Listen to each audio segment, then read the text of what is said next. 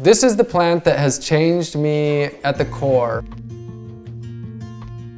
Wild rice has 4 different names that I know it by. That's Monoman, that's the Ojibwe-Moan word, Anishinaabe, also the food that grows on water, and the goodberry. This is the plant that has changed me at the core more than any other plant, and there's multiple reasons for that.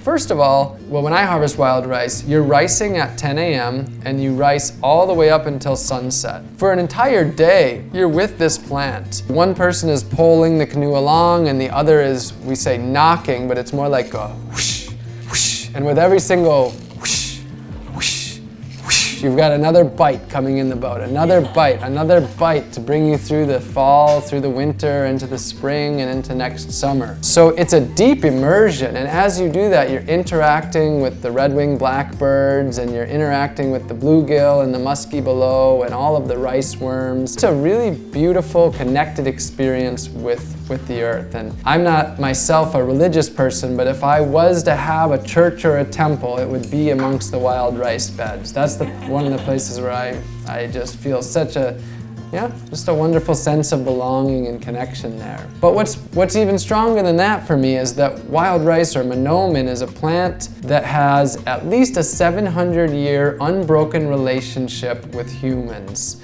A very important one. So Anishinaabe people have been stewarding wild rice for at least 700 years. When I take part with wild rice, I get to take part in that level of a human-plant relationship, which is not something you get to take part in all the time. Where I live up in northern Wisconsin, there's Anishinaabe people who make a lot of their livelihood with wild rice by processing the wild rice. And that puts money into the local indigenous food system while keeping this alive. And some people say, aren't you not supposed to harvest wild rice if you're not native?